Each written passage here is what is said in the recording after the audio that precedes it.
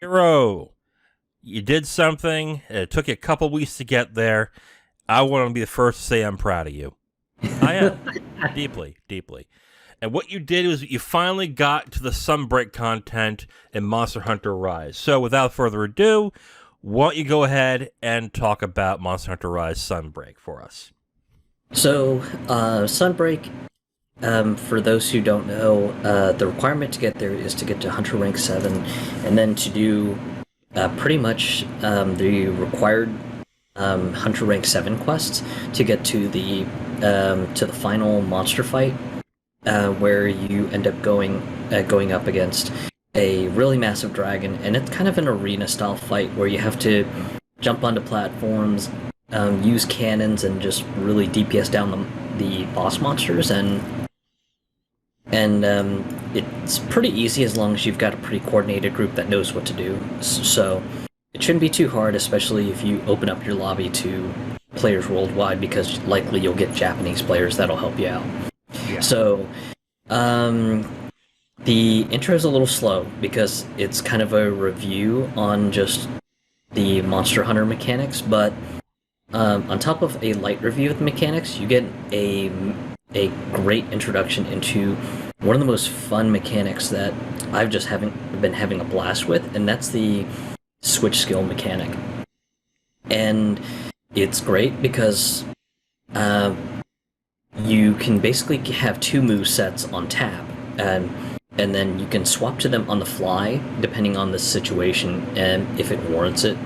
And what makes it so fun is, on top of the switch skill technique, you also have the ability to do a switch skill dodge. So if you're in the middle of switching a skill, after you switch a skill, you'll immediately do a dodge, which is great, because I've had moments where just a really agile monster is just moving a little bit faster than I'd like it to, so I end up having to switch to my secondary skill set for the insect glaive, and then typically while I'm doing the switch, the monster ends up trying to charge me for doing a skill swap. So the evasion at the end just makes it so much sweeter, and it feels so good to pull it off. And all in all, that's been a lot of fun for me. But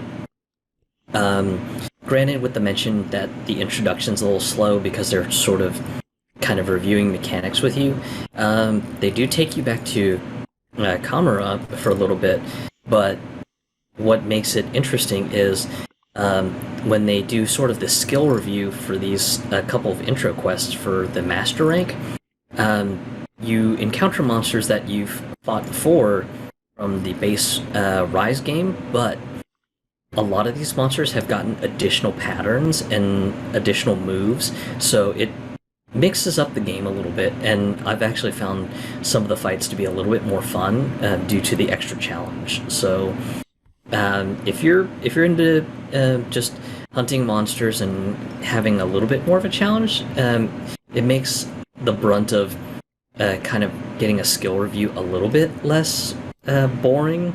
But after the skill review, the game sort of drops you in and goes, okay, so yeah, we got monsters from the kingdoms that are going weird, so if you can help us kind of do that, we'll also help Kamara's problem with these weird kingdom monsters sort of invading into the Kamara territories and everything, and from there, just the game sort of turns you loose and everything.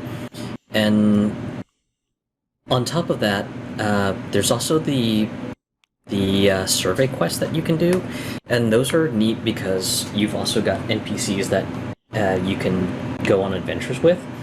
And on top of that, there are also follower quests, and follower quests are neat because they let you essentially go on a hunt with one of the NPC characters, but it's worth doing because by completing these follower quests, your followers level up and they become stronger. That way you can take them onto the survey quest, not have to worry about them being knocked out constantly. And for anyone who's worried about these NPCs possibly dying too much, Capcom has done a great thing where the deaths of the, or rather the faintings of your NPC followers do not count against you. Yeah, good. That's a good thing, because that was the one thing I was worried about when you mentioned that to me, that you get followers with you, or you get AI companions. It was like, ugh, if they die all the time, I don't want them using my feints. But that's a good thing that they I took that out. Yeah, and additionally, what kind of makes it real fun with the followers is there are some story quests that you can open multiplayer lobbies with, and some of them do have followers.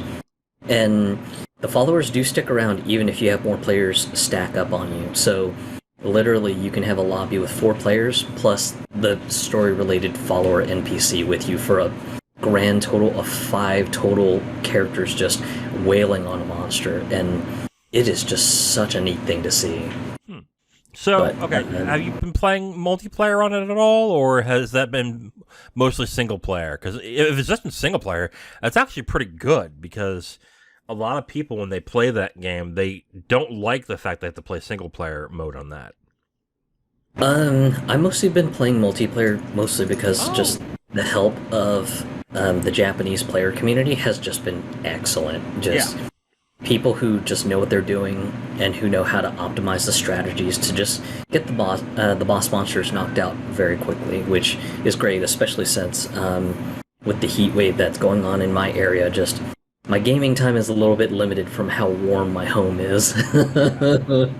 I mean, when I was playing Rise, I think it was last year when it came out, I was always surprised with how friendly the Japanese players are, and two, again, how capable they are playing it. I think this game, since World becoming online like it is, has been pretty much a big boon and a big deal for the series, because you get these really friendly players who, I guess, love the game so much that they play it correctly and they help you out. So that's excellent. That's really good. As far as the followers go, for the story quest and everything, if you choose just to go with a solo lobby, I have not checked to see if you could take your followers with you. But if you can, then that'd be kind of neat. But if you can't, then you're pretty much just alone with your Palico and your Palamute. Well, it looks like next pay I'm gonna get this expansion, and I'm probably gonna have to do what you did and work myself way back up to 7. So, but that's good. If it's worth, it was $40, right? The expansion. Yeah, $40 for just the base expansion, and then I think they have like a digital deluxe version of it. If you want like the extra costume goodies and everything, then there's that. So yeah. But yeah, if you're just interested in just the expansion alone, $40 is great, and it's kind of like what I've told my personal Discord community, that if anyone needs help getting to Sunbreak, I don't mind just grouping up and lobbying up just to knock this stuff out, because I just have so much fun playing Rise right now that it's just a hoot. Yeah, like when I played World, they would always have these quests where, in order to gain, I think it was armor spheres, you have to defeat, like, I guess the lesser monsters in an area or something. And I had no problem doing that whatsoever, using my new weapons against these old monsters, because the battles are so much fun, and it took until World for me to get into the game, but when it happened, man, did it click! Like, it felt so good playing it. So yeah, I can't wait to get the expansion and try it for myself. That's great. I think really just overall, I've just been having fun with the game and everything. I went a little crazier than most. The minute the limited edition pre-order came up with the Malzeno amiibo, it was just one of those things that I was just like, I gotta have it. I freaking love the Monster Hunter Rise amiibos. I have the Magnamalo, the Palamute, and the Palico in ninja garb and everything, and they just look so good. And when I saw the Malzeno amiibo, I was like, oh man, I gotta have that. So I was lucky that I was able to get my pre-order in for the limited edition, and I've been happy with it. So what does the amiibo do when you put it into the game? For the first time scan, you actually get a special costume set that's themed after the Malzeno. Okay. And it's kind of similar to the Magnamalo amiibo, if I remember correctly. I believe it just gave you like some special cosmetic stuff. Okay. I forget. Okay.